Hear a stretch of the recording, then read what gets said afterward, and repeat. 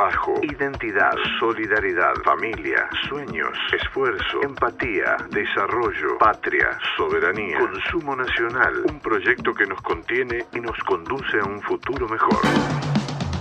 Productores y mercados. Oscar Russo, Claudio Balbuena, Alejandro Sanz. Productores y mercados. Para conocer y entender el mundo de quienes producen para el país. Productores y mercados. Y darnos una vuelta por esta parte de la cultura nacional. Productores y mercados. La voz de quienes trabajan en silencio. Hola, hola, hola, ¿qué tal? ¿Cómo les va? Bienvenidos a un nuevo episodio de Productores y Mercados y como siempre nuestra costumbre es hablar con los protagonistas y yo tengo el gusto de compartir en este equipo a dos amigos, a dos profesionales de la comunicación, del talento del canto y de la creación y de la producción. Mi amigo Claudio Balbuena, mi amigo Alejandro Sanz. Qué bárbaro, Claudio. La verdad es que nosotros es bueno este pibe, bueno. Hay que subirle el sueldo. Bueno, muy bueno, muy bueno. Estamos de acuerdo con lo que decís de nosotros. Absolutamente. Es más, cada vez que los veo me ponen más eufórico de decirle a todos, porque yo los conozco de cerca a ustedes. El tema es que lo empiecen a conocer todo lo que escuchan este podcast, que cada vez son más, les aclaro. Sí, de a poquito va creciendo. Crece desde el pie. Crece desde el pie. Crece desde el pie, musiquita. Una novedad. Sí, eso se me cayeron dos sotas. Por eso, Productores y Mercados se ocupa de la producción y los mercados contados por los protagonistas, por eso te invitamos. Hoy nos acompaña el señor Daniel Millán, que no es ni más ni menos que quien dirige los destinos de la cosmética Milanel, que está situada en el partido de San Martín, en la provincia de Buenos Aires. Daniel, bienvenido. Muchísimas gracias por la invitación, es un placer estar acá y ojalá podamos ayudar a esclarecer algunas cosas del empresariado argentino. Seguro. En realidad el empresariado argentino tiene una gran trayectoria y siempre lo que nos caracteriza es estar en ambientes cambiantes, en lugares complejos y en tomar decisiones más cortoplacistas que largoplacistas. Es muy difícil pensar en un largo plazo. Nosotros tenemos la costumbre de empezar nuestro podcast hablando de tu trayectoria, en realidad para preguntarte cómo llegaste a ser Daniel Millán del 2024. Perdóname, Oscar. Sí. Yo quiero, porque él, por supuesto que tiene un pasado, pero el pasado no tiene nada que ver con su actualidad. Él era mecánico, él arranca su vida de trabajador como mecánico. Con un aroma a nafta y aceite. Arranquemos desde ahí. Primero, tengo que aclarar, siempre fui educado en la escuela pública. Primaria y secundaria. La secundaria la hice en una escuela técnica, me recibí de técnico en automotores.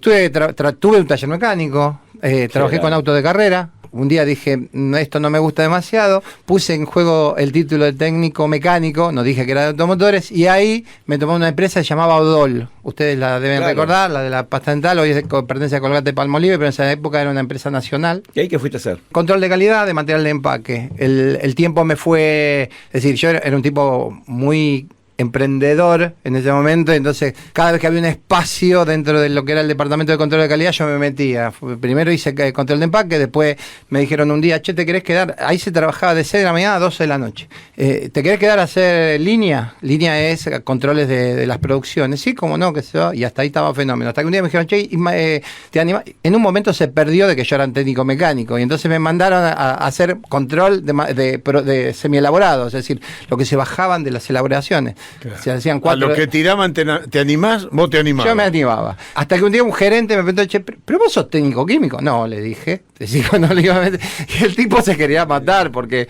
el técnico mecánico le estaba probando los productos en ese momento. ¿Te puedo hacer una pregunta ahí? Al haber sido técnico, en realidad capaz que te sirvió mucho para lo que es enfocar y trabajar para que te confundan con un técnico mecánico. La formación técnica, me refiero a esa formación que hiciste cuando eras joven. Yo soy un convencido que los títulos y la universidad son mucho más útiles que no estudiar. Es decir, cuando te dicen es lo mismo estudiar que no estudiar, no es lo mismo.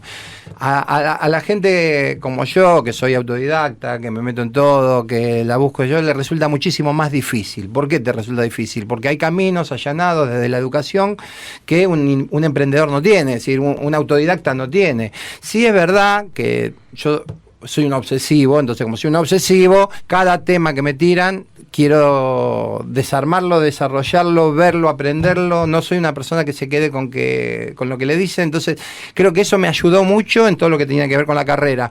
Pero la verdad es esa, que yo valoro muchísimo la educación. Yo creo que la educación es el pilar del avance de una sociedad. En todo, ¿no? Desde la primaria a la secundaria, pero sobre todo la universidad. Y sobre todo cuando tuvimos una tradición de tantísimos años como un proyecto educativo en el mundo, o por lo menos en Sudamérica habíamos sido un proyecto educativo de la forma en la que podíamos, la forma en la que valorábamos el saber, el conocimiento, el tratar de que uno podía llegar trabajando, pero si se educaba era seguro que iba a tener una vida digna, feliz. Valoro esto que decís de la educación, por eso que te preguntaba, porque acá me incorporás algo más, es tu inquietud, tu obsesión, que dijiste vos, la manera en que eras inquieto con estas cosas. Que ¿esto lo traías por alguna identificación o es tu propio carácter? No, mi viejo era independiente y era un saltimbanqui, andaba de un lado para el otro.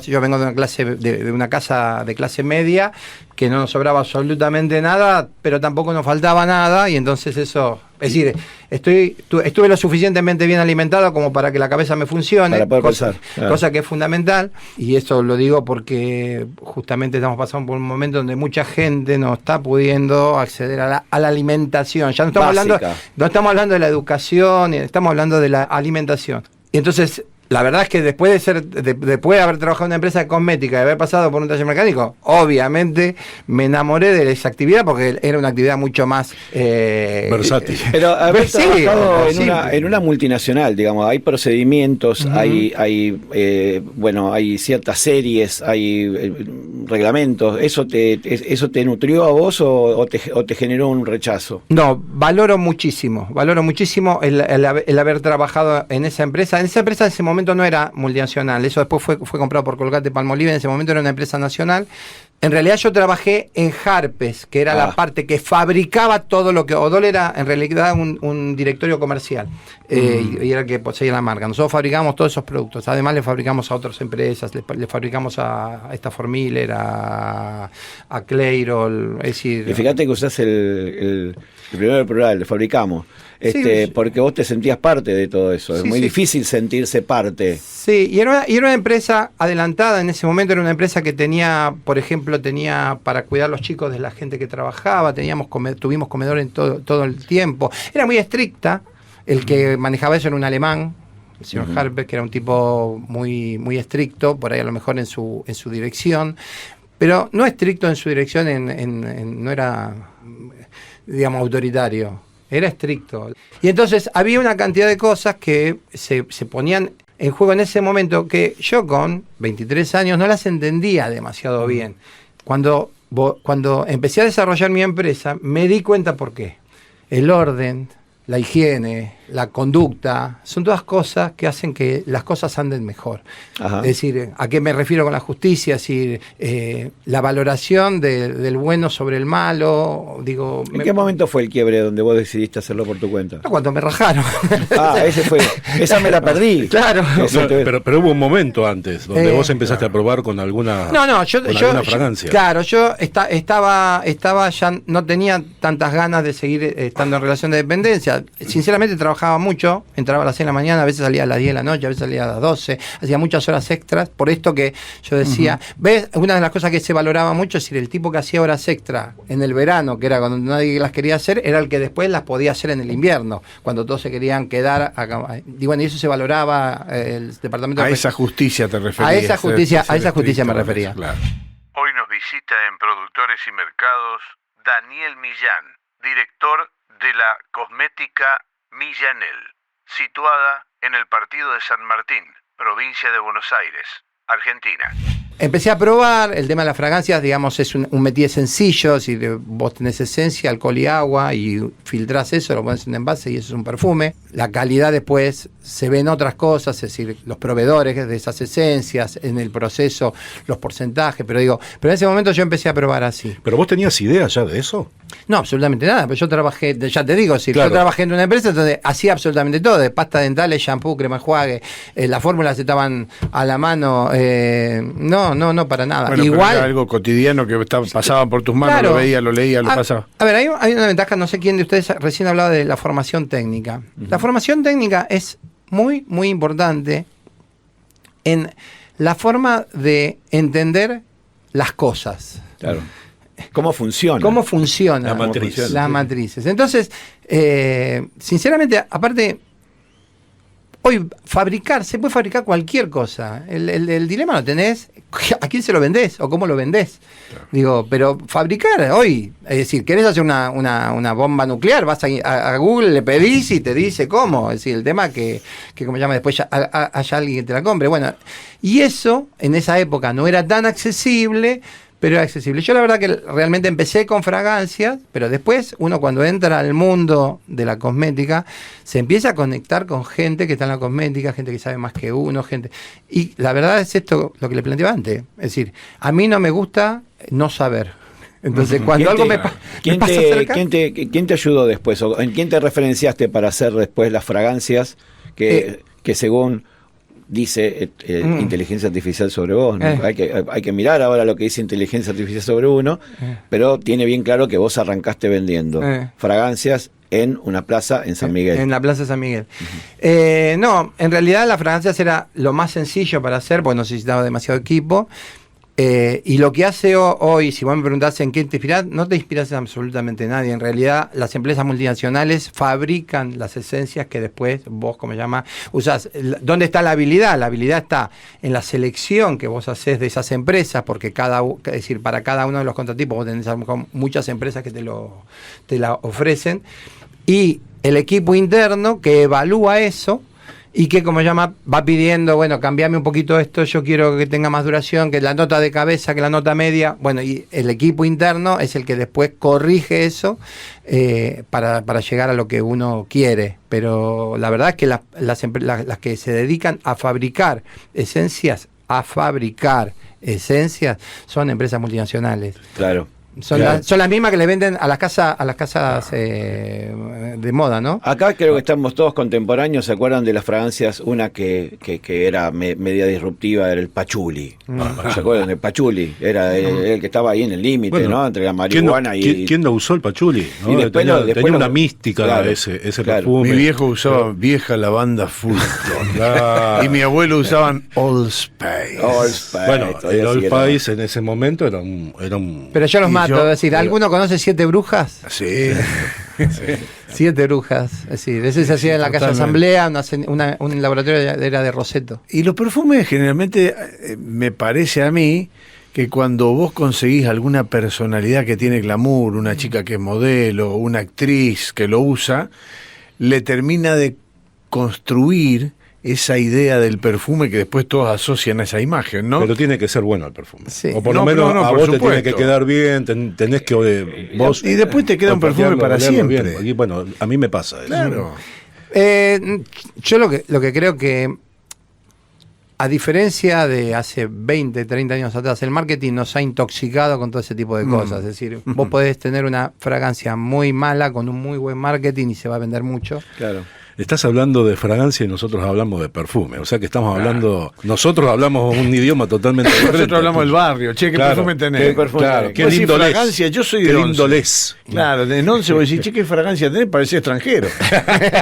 Escúchame, tenías tus primeras 4 o 5 fragancias y dijiste, bueno... Bueno, las salí a comercializar, las vendí. ¿Cómo elegiste? Eso es lo que me quedó picando. Porque las 4 que me vendieron. En ese momento tenía un amigo que trabajaba en una empresa de esencias, que hoy ya no está más. La empresa sí, pero el amigo no. Y que le dije a él, digo, che, ¿me recomendás 4? Yo había cobrado la indemnización de Odol. Porque son caras las esencias, ¿no? Claro. Son caras, sí. Tenemos que hablar de más o menos en el orden de los 130, $140 el kilo. Y con un kilo vos podés hacer desde 5 litros a 15 litros, depende de la concentración. Entonces estamos hablando que es algo sólido la esencia. No, es un aceite. Claro. Por lo general. Es un aceite compuesto por distintas materias primas, algunas líquidas, algunas sólidas y algunas que son aceites, digamos. Tiene una reducción. Sí, la perfumería tiene, en perfumería fina se usan más de 1000 materias primas distintas y están constantemente en evolución, algunas se sacan. Y aparte 1000 materias primas combinables. Obvio. Claro, eso es un potencial. De hecho, las empresas que es quieren... un exponencial después con respecto a la cantidad de variantes que vas a tener para... Sí, pero no todas las combinaciones, como llaman, son aceptadas por el público. Hay cosas que, como llaman, que andan mejor y hay cosas que andan peor. Bueno, alguno te diría, bueno, porque vos no sos el número uno de los comunicadores argentinos, ¿no? Vos no sos Clarín, te diría. Sí, obvio. Si no te hago leer lo que yo quiero. Obvio, sí. No, por lo general las fragancias lo que vienen, si la gente adopta lo que viene de las tendencias extranjeras, es decir, mucho Europa, mucho Norteamérica, muchas casas de moda, mucha publicidad. Claro. Entonces, no lo voy a decir porque no corresponde, pero hay muchos productos de autor muy buenos que sin embargo no tienen la aceptación por no ser tan conocidos. Entonces, digo, si como fragancia, muchas veces nosotros las ponemos en las exclusivas, ese tipo de cosas. Nosotros llamamos exclusivas aquellas que no se identifican con ninguna alternativa, pero en realidad vienen de alguna familia alternativa y la gente las acepta muy bien, aunque no sabe quién es su verdadero inspirador. Para conocer los testimonios de quienes sueñan y trabajan en silencio, te invitamos a escuchar Productores y Mercado. Productores y Mercado. Pero vos eras el que seleccionó, el que las envasó, o sea, hiciste un packaging ahí. Hasta ahí calculo que era un unipersonal. Totalmente. Sí, totalmente. Pero le elegiste un lindo envase de vidrio, me imagino, en ese momento. El que me vendía. El que te vendía. El que te alcanzaba también. Claro. No, eso tengo que reconocer. Cuando yo salí de Odol, había tenido muy buena... Yo estaba trabajando en control de calidad, entonces había tenido muy buena conducta con los proveedores, es decir, era un tipo que me apreciaban por ayudar en el tema de cuando había algún error, cómo hacer eso, que cuando yo me fui, había un señor que se llamaba Rubén Vitulio, una empresa llamaba Lauca Color, que yo fui, lo vi y le dije, Rubén, mira, necesito estuche, pero no tengo un mango. Dice, Daniel, te los hago y me los pagas cuando puedas. Y así fue. Tuviste un primer crédito importante. Sí, es decir... Crédito de creer en él. De crédito de creer. Pero yo un pibe era. Yo tenía 23, 24 años, imagínense. Bueno, eso que contás en las varias entrevistas que hemos hecho, de alguna u otra forma se repite con personas que ya tienen un determinado poder y que con pibes más jóvenes que demuestran de alguna manera interés, empuje, gana, esos tipos le dan ese apoyo. Los que ya reafirmaron la trayectoria están teniendo un pasado similar. Sí. Eso es verdad. Sí. Empiezan muy jóvenes con una idea y la desarrollan y llegan a tener un éxito dentro de su especialidad. De su métier. Suena francés. Métier.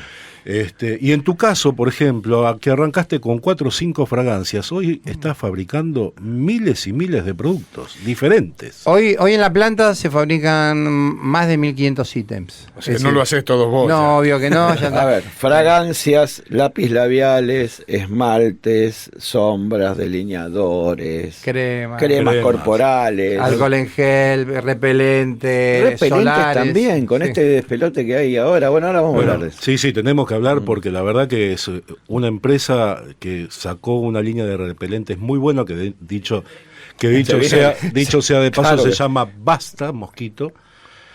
Y que tuve la posibilidad de probarlo y además hacerlo probar a un montón de gente, amiga y conocida, entre ellos ustedes. Nosotros. Y realmente es un producto que funcionó al pelo y funcionó con un valor muy diferencial a lo que querían o pretendían cobrar algunas marcas que salen permanentemente en televisión. Tenemos el eslogan de basta Mosquito, pa, pa, pa. Aléjate un poquito. Pa, pa, pa. ¿Viste? Te dije que iba a ser así. Sí, sí. No, pero usted sabe que ese producto, nosotros tuvimos producto toda la campaña.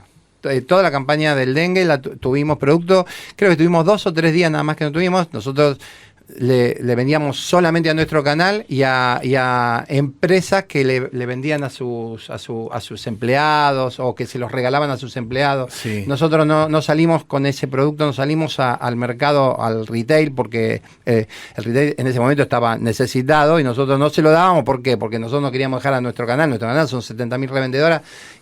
Eso es un canal. Te iba a Ahí está. preguntar Bueno, qué es eso. las ¿Qué es dos un cosas, canal? que quiero que deje claro. Estamos hablando de 70.000 personas 70.000 que personas. revenden los productos de Exactamente. cosmética Y eso Milanel. es toda una organización y un concepto comercial, que después lo vamos a hablar. Y hablaste de retail, explicarle, porque muchos confunden retail con supermercado. No, es solamente... retail es todo lo que se vende en comercios. Claro. Todo lo que es comercios es retail. El supermercado es retail, pero también en la perfumería, la farmacia. ¿Y qué pasó? Nosotros teníamos una cantidad importante del activo, que es el DIT, que yo con mala visión compré cuando salió el dengue, Claro. cuando salió el COVID. Claro. Esa campaña, ¿ustedes se acuerdan? Si ustedes no sé si recuerdan, ese año lo que iba a explotar era el dengue. Claro. Y en marzo estábamos todos parados porque estábamos con el COVID. Explotó el dengue ahí. También. Sí, pero digamos, no fue tan agresivo Lo que como... pasa es que no era tan importante. No era La tan gente importante estaba frente a con lo el otro, COVID. la gente estaba aterrorizada Claro. con el COVID. Sí, ¿y esos productos se vencen? O sea, vos compraste... No, las materias, los activos tienen vencimiento, no te quiero decir, pero me parece que 4 años, pero se pueden revalidar. Cuando uno habla de un producto que es un repelente, lo que necesita hacerle a ese producto es una prueba de eficiencia. La prueba de eficiencia se hace en un laboratorio que se dedica a eso, o haces tu dilución, tu producto, y se lo llevas a ellos, y ellos te dan un certificado y te dicen, este producto dura tantas horas, tanto. Es decir, por eso los distintos colores, que en realidad no hay que darle mucha bola a los colores, sino hay que leer lo que dice ahí, porque algunos duran 4 horas, otros duran... Es decir, nadie pone más de 8 horas, pero en realidad los productos por encima del 10% están durando 12 horas de Yo quiero hacer quiero hacerte una pregunta, porque viste que el repelente en general huele mal, la verdad. Pero tu producto no huele mal, tiene como una fragancia en el medio que lo hace aceptable a quienes lo usamos. Porque yo soy fanático de fragancias, soy fanático de la lavanda. Y lo que le puse fue una lavanda, vos dijiste antes Fulton, en realidad no era la lavanda Fulton, sino la vieja lavanda que se usaba en Poliana. Entonces, esa es la fragancia que vos solés en ese producto. La que usaban las abuelas. Pero ¿por qué una lavanda? Porque una lavanda es una fragancia unisex. Claro. Mirá vos, qué interesante. Claro. La lavanda es una fragancia unisex. Claro. De hecho, muchos perfumes masculinos tienen una importante cantidad de lavanda y muchos perfumes femeninos tienen cantidad de lavanda. Es decir, son más sutiles, en los femeninos es un poco más sutil. Pero vos saliste a la plaza. A ver, caminaste con una bolsa llena de perfumes a la plaza. Permítame su manito que lo perfume. ¿Así arrancaste? ¿Así? Así, permítame su manito que le perfumo. ¿La parte de arriba o la parte de abajo? La parte de arriba, vaya y cuando vuelva, si tiene el perfume, me lo compra. Así de... Bárbaro, pero impresionante el punch de venta, porque es muy fuerte. Te comiste 1000 no, pero bueno. Sí, no, yo te voy a ser sincero, digo, en esto yo era bastante tímido, porque es muy difícil el no para el que vende. Claro. Si el que no está en la venta... Pero bueno, pero yo era, digamos, como emprendedor, todas estas cosas, y estas, digamos, podrían ser de las primeras, son las cosas que vos tenés que vencer. Y si no vencer, porque yo te entiendo, nosotros fabricamos a terceros, además en el laboratorio fabricamos no solamente nuestros productos, sino le fabricamos productos a otras empresas, algunas multinacionales. Y he tenido algún emprendedor chicos que venían y hacían sus productos y te rompían los quinotos, decir que el color, que el coso, que esto, y que lo vamos a envasar de vuelta y que lo volvemos a hacer. Y llegaba su momento y decía, pero flaco, para. Vos tenés pánico escénico, no querés salir a venderlo. Fíjate, andá y probá. Digo, muchas veces para el emprendedor, no se necesita, vuelvo a lo que dije al principio, tener un producto o tener productos no quiere decir que vos termines siendo exitoso. Por lo general las características que llevan al emprendedor a terminar siendo pyme, empresario y desarrollarse tiene que ver más con una actitud en términos generales con todo, es decir, con el Estado, con la producción, con los empleados. Si tenés miedo de tener a alguien trabajando para vos, si tenés miedo que te toque el timbre un inspector, todas esas son trabas que yo muchas veces las converso en alguna charla con emprendedores, que son cosas que uno tiene que aprender a vencer. Totalmente. Porque si yo voy a estar siempre escondido en el galponcito del fondo de casa, nunca voy a salir. No puedo hacer nunca una publicidad, no puedo poner un cartel en la puerta. Entonces, todo eso el emprendedor tiene que aprenderlo. Por eso digo, el emprendedor tiene esa pulsión de crear, de fabricar, de producir, pero necesita, sí o sí, romper esa barrera de, primero, la vergüenza. Claro. Superar los fracasos. Bueno, pero eso... Pero del más mínimo, ¿no? Porque el fracaso, uno dice fracaso y siempre es una cosa grande. O sea, tu primer fracaso cuando haces el primer huevo frito se te pegó. Hasta que un día entendés cómo se hace y ya el éxito es que no se te pegue. Bueno, yo te voy a contar algo. Esto que yo cuando arranco, al primer público que voy es al comercio. Después de la plaza, el primer público me voy al comercio. Te fuiste a la perfumería. A la perfumería, a la farmacia. No, perdóname, pero no lo conozco. Pero no, la presentación no. Entonces dije, ¿cómo lo resuelvo? Diciéndoles esto, contándoles esto de que hay que romper esos hitos. Y dije, lo consigno. Entonces iba, le ponía un probadorcito y digo, te dejo 3 de cada uno. Y bueno, en la instancia final yo llegué a manejar solo, con la ayuda de mi mujer y mi suegra que trabajaban conmigo, 200 farmacias, 200 puntos de venta, con un Sierra rural que pobrecito de la mitad de las veces lo tenía que abandonar a la mitad del camino, pero 200 puntos de venta. En eso nos agarra el 2000, y el 2000, es decir, ya a esa altura tenías 40 fragancias. Ahí estabas solo con perfumes. Solo con perfumes. Fragancias. Fragancias. Por favor, hablemos bien. Perdón. Y en ese momento yo lo que me di cuenta, es decir, que las fragancias las compraba un montón de gente que estaba desocupada para revender, porque el precio era...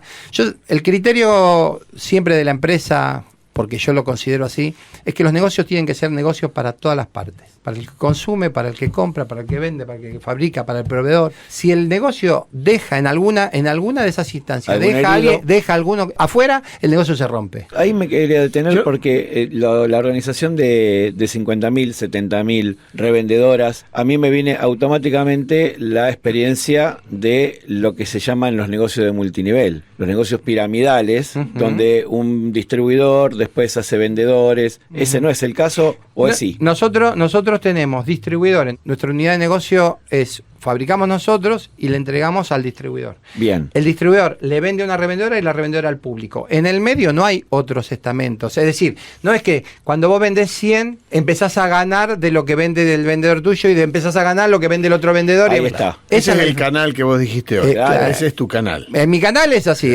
Nosotros le vendemos a un distribuidor, el distribuidor le vende a un revendedor. Venta por catálogo. Bueno, lo que sí hay a veces que el revendedor arma algún equipo de venta porque tiene 3, 4 señoras y, digamos, una enfermera en un hospital. Va y le dice a todas las enfermeras y ella le da una comisión, pero el precio final es el mismo. Es el mismo. Si nosotros tenemos un catálogo que tiene el precio al público y ese precio al público es el que se respeta. O sea, baja una ganancia de ella y la comparte. Bueno, en el esquema piramidal eso es infinito. Infinito, y sabemos que no es infinito porque, es decir, no se puede sacarle a un producto comisiones para 250 estamentos para abajo. Claro, digamos, es decir, en algún lugar está mal. La realidad de la producción y el trabajo argentino, contado por sus protagonistas. Producción y mercado. A mí me convenía más venderle a una persona que me compraba 10 unidades y las salía a vender, que venderle a un comercio que me compraba 10 unidades y si las vendía, y si no las vendía, no las vendía. Y por lo general trabajábamos con el canal de farmacia, que primero le pagaban al laboratorio y después me pagaban a mí la mercadería que le había consignado. Entonces, en ese momento, nosotros crecimos muchísimo. ¿Por qué? Porque había una necesidad concreta de gente de incorporar ingresos a su familia. Ajá. Entonces, la particularidad era que en ese momento los vendedores eran muchos hombres, no teníamos una venta directa organizada. ¿Y por qué el hombre? Porque el hombre salía a patear. No le quedaba más remedio, no tenía laburo. Yo cuento anécdotas de gente que que trabajaba en ferrocarriles, y un señor llamado McRoy, que era un señor que había trabajado 30 años en el ferrocarril, lo habían rajado, y en ese momento con el portafolio salía el tipo a recorrer las estaciones de la gente que lo conocía y le vendía, y vendía muy bien. Digo, la crisis, en ese momento para nosotros la crisis fue una oportunidad. La segunda crisis que yo recuerdo profunda fue la que se generó a partir del 2016-2017. 2016 no tanto, 2017 un poco menos, 2018, 2019 fueron muy bravas. En ese momento sí nos hicieron temblar la estructura. ¿Por qué? Porque nosotros ya estábamos armados, teníamos una cantidad de personas importantes dentro de la empresa, teníamos que responder a un montón de... Hago un paréntesis ahí. ¿Qué estructura tenías? ¿Y con cuánto? Porque estabas produciendo cantidad, digamos, tuviste que incorporar maquinaria, tuviste que incorporar tecnología, tuviste que incorporar un montón de profesionales, me imagino, sí, de tu estructura. La empresa pasó de ser una unipersonal a ser una empresa familiar, a ser una empresa profesionalizada. Hoy los encargados de cada uno de los sectores son profesionales. Hay un gerente de recursos, una gerente de recursos, un gerente administrativo, un gerente de producción, un gerente de marketing. Digamos, hoy está profesionalizada. Además les quiero decir, yo que conozco la planta, es una planta realmente modelo. Es una planta muy grande que debe medir cerca de una manzana, ¿no es cierto? Tiene hoy la planta como planta tiene no ocupa toda la manzana, no ocupa 8.000 metros, pero tiene 8.000 metros, pero no en plano. Digamos, tiene 8.000 metros en algunos. Pero muy lugares moderna. Y porque esto se hizo toda nueva, y acá, claro, para eso se hizo con préstamos de la banca pública. ¿En qué época? Y bueno. Bueno, cuando había política. Cuando había política. También debo decir que otro que, como llaman, nos ha apoyado siempre mucho es el Banco Credit Coop. El Banco Credit Coop, que es un banco que es más accesible. De hecho, nosotros, espero que no me quiten el crédito el resto de los bancos, pero son bancos que nos han acompañado siempre. Digo, tanto el Banco Provincia como el Banco Nación, como con las distintas etapas. Por supuesto, lo que les decía antes, el 2018 y el 2019 fueron momentos muy complicados. ¿Por qué? Porque nosotros veníamos de fabricar 1,5 millones de unidades y pasamos a fabricar 700.000. Claro. Nos sobraban turnos, nos sobraba tiempo, nos sobraba gente, nos sobraban insumos, habíamos comprado previsionado para... Mucho. Pero vos que eras un tipo, porque vi cosas que eras un tipo y sos un tipo muy previsor, que sos de ver para adelante. Fuiste el protagonista de un video que recorrió, yo creo que toda la Argentina y Latinoamérica, porque hizo un video explicándole los pros y los contras. 50.000 me gusta ahí en una locura, hablando con tus empleados y explicándoles cuáles eran los beneficios de poder mantener. Si llegaban a votar una corriente que estaba de nuevo. Ahí está, ¿te acordaste? No, en realidad no es ni que uno tenga la lámpara de Aladino, ni que uno tenga... Es decir, por supuesto todos tenemos nuestras ideologías, pero también, es decir, somos, como yo les decía, digo, yo, si bien no tengo estudios terciarios, soy un tipo que siempre me interesó los temas sociales, los temas políticos, los temas económicos, y, por supuesto, los temas industriales. Y si uno hace un repaso de la historia, lo único que tiene que hacer es revisar la historia. Digo, es decir, si hago lo mismo, me pasa lo mismo. Claro. Entonces, yo en ese momento sí, yo notaba que en esos años había habido una concientización de lo nacional. Digo, había habido un gran acogimiento al extranjero sin necesidad de, como se llama, de prejuicios, es decir, nadie andaba diciendo este boliviano, este colombiano, este venezolano, no sé qué yo. Sí, había una integración había una integración en todo lo que tenía que ver con Latinoamérica. Me gustaba mucho el proceso latinoamericano, todo lo que se vislumbraba con el Mercosur, que era una oportunidad de negocio para todas las pymes e industrias, si ese proceso se hubiese continuado, eso se hubiese arraigado, pero eso no pasó. Entonces yo tenía miedo de que eso no pasara, lo expliqué por qué,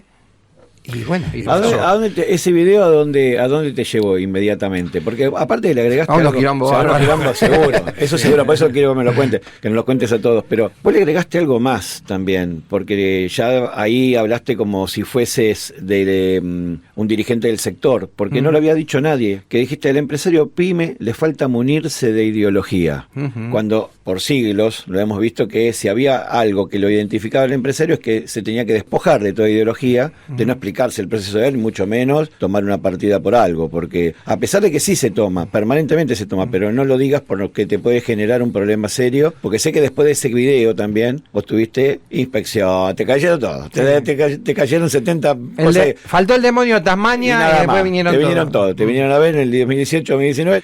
Lo que hiciste a mí me impactó en ese momento, yo no, por suerte te conozco ahora, pero para mí fue el puntapié como para poder invitar al resto de los pymes a que también puedan adoptar esta cosa de decir, che, pensémonos desde acá, no nos pensemos desde el silencio, desde quedarnos callados, pensémonos desde un ámbito, porque sabemos que si no tenemos un mercado interno que nos compre, nos vamos a una mierda todos. Cuando uno habla del empresario pyme, habla de un montón de partes, es decir, no toda la gente le influyen las mismas cosas. Les voy a dar un ejemplo que es bastante controvertido, es decir, la reforma laboral. La reforma laboral es algo que divide las aguas dentro de las pymes, los que tienen una ideología, los que tienen otra ideología. La verdad que la reforma laboral, dicho como reforma, como título, muchos empresarios consideran que con esto ya está, puedo tomar, despedir, llevar, que sean esclavos. Bueno, en realidad tenemos leyes laborales antiguas que deberían ser ayornadas en determinadas cosas, pero no en derechos. Si yo hoy tengo que decir que ante una reforma laboral lo que hay que hacer es una reforma laboral judicial. Claro. Digo, ¿por qué? Porque si yo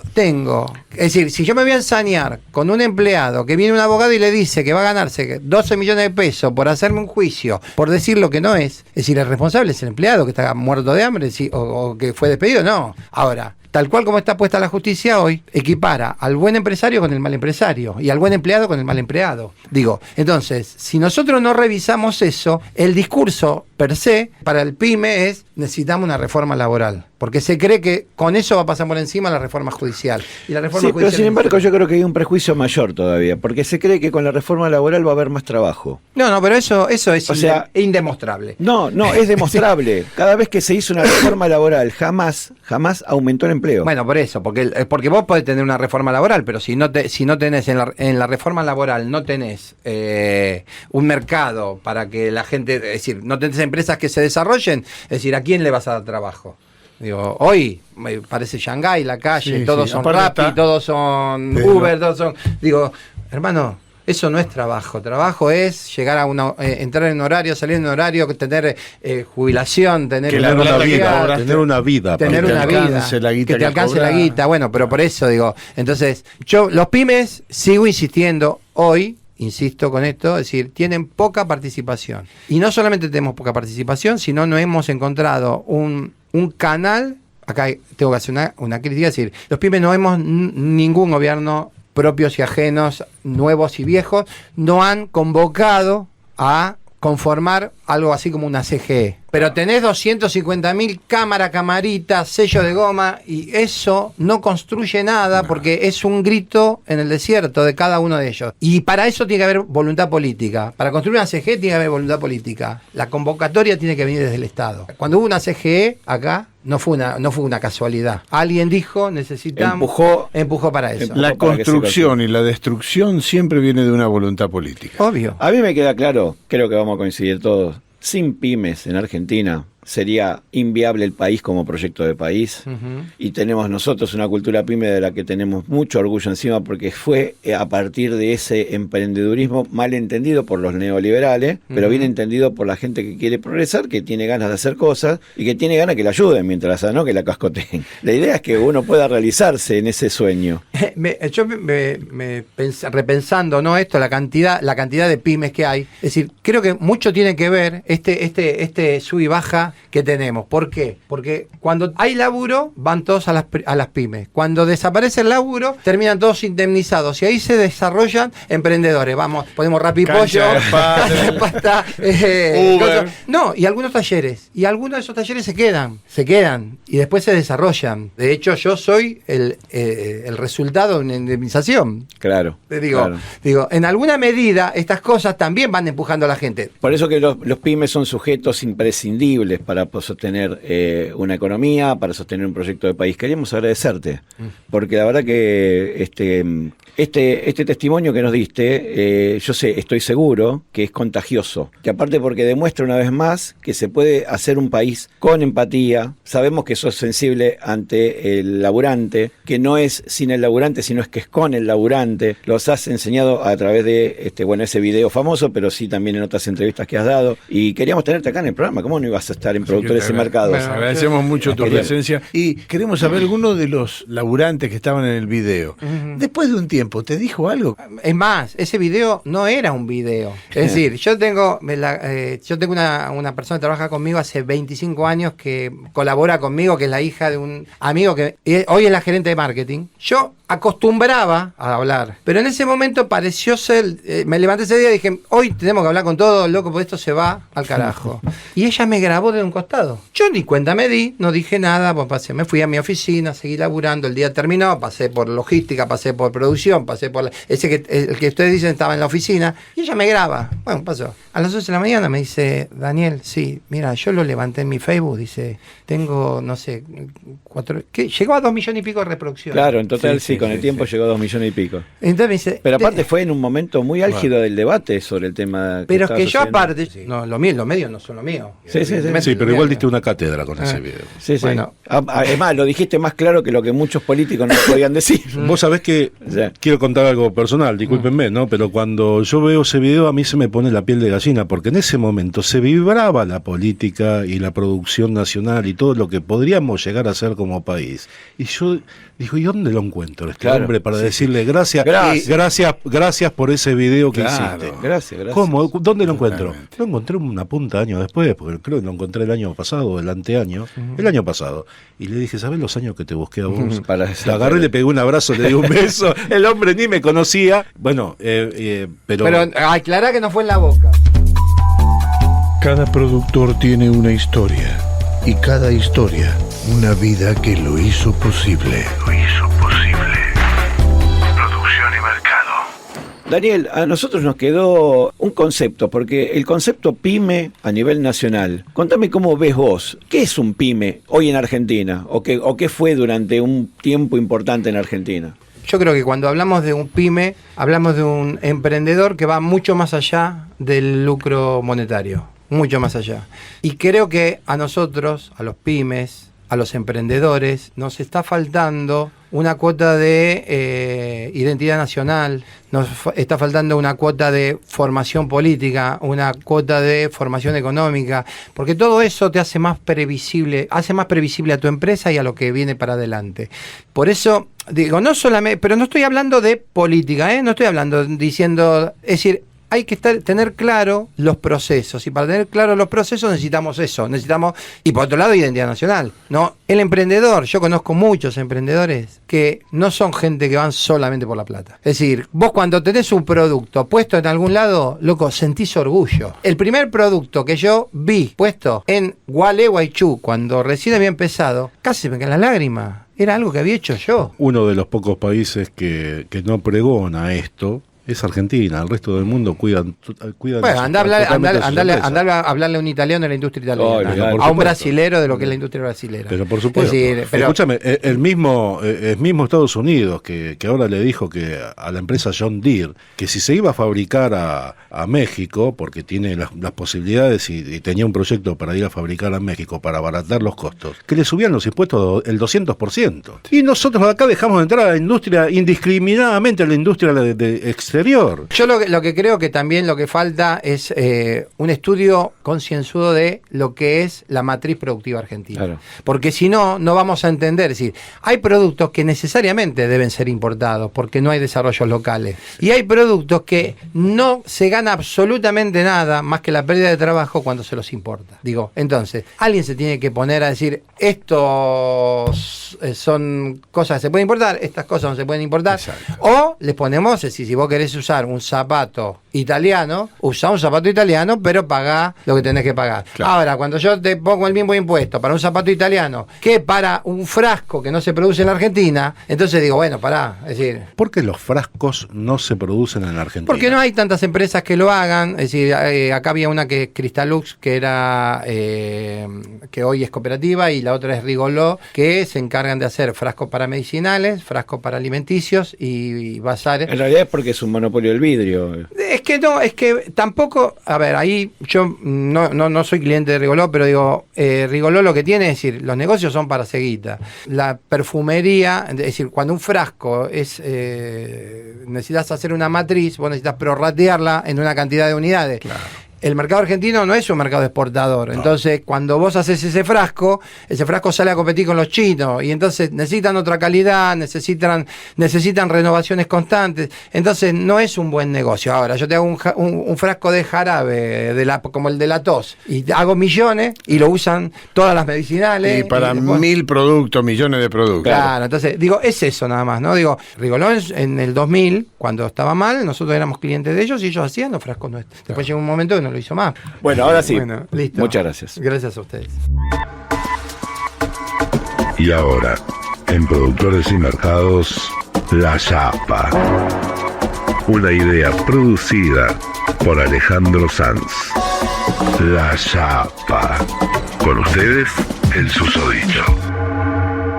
Hoy en La Yapa presentamos un audio que fue emitido en Radio Continental en el año 2010 en un programa que conducía Guillermo Stornati. El programa se llamaba A Vivir que son 2 días con Florencia Ibáñez y yo hacía un personaje de un paraguayo que era el encargado de un lugar que se llamaba El Patio Paraguayo, donde se presentaban diversas actividades y emprendimientos empresariales. Este es uno de esos emprendimientos empresariales, se llama Literatura Resumida, donde se proponen resúmenes de grandes obras literarias para que el público que tiene poco tiempo de leer esas obras voluminosas, lo dejo entonces con Literatura Resumida.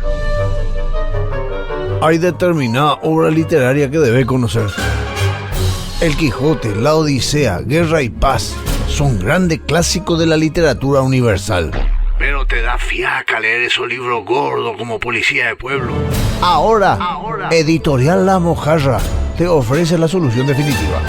Grande clásico de la literatura universal hiper reducido. ¿Vos creías que El Señor de los Anillos era un libro largo? Escucha nuestro hiper resumen. A ver, Chacaré. Un señor bajito llamado Hobby, ayudado por un mago y otro personaje medio raro, tiene que llevar un anillo complicado hasta un volcán. El volcán está en la tierra de un tal Sauron que es más malo que la pelagra. Le cuesta mucho, pero al final lo hacen y reina el bien. Buenísimo. Ya podés tachar un clásico de la literatura universal de tu lista. ¿Qué tal El Quijote? A ver, Chacaré. Un gordo y un loco en la Edad Media andan complicados con su paranoia. ¿Quién quiere leer 3 libros y poder leer 3 líneas?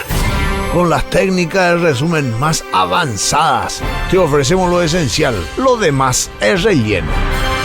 Con el primer número te ofrecemos Martín Fierro y Moby Dick, y de regalo un resumen de una sola línea de toda la obra de Jorge Luis Borges. Pero gracias a Editorial La Mojarra ya no voy a quedar mal frente a mis amigos intelectuales y podré seguir desperdiciando mi tiempo con la tele basura y los jueguitos de mi teléfono celular. Grandes títulos de la literatura universal, hiper resumidos de Editorial La Mojarra. Cada semana en tu kiosco. La empresa recomienda la lectura completa de los libros, ya que es la única manera de que tu cerebro llegue a servir para algo en un futuro.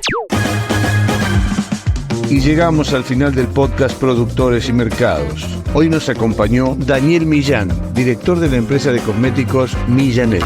Los esperamos en nuestro próximo episodio para compartir otro viaje de Productores y Mercados. Conducen Oscar Russo Claudio Balbuena y Alejandro Sanz. Producción general, Productores y Mercados. Seguinos en YouTube, Productores y Mercados. Y escuchar nuestro podcast por la plataforma Spotify. Spotify, Productores y Mercados.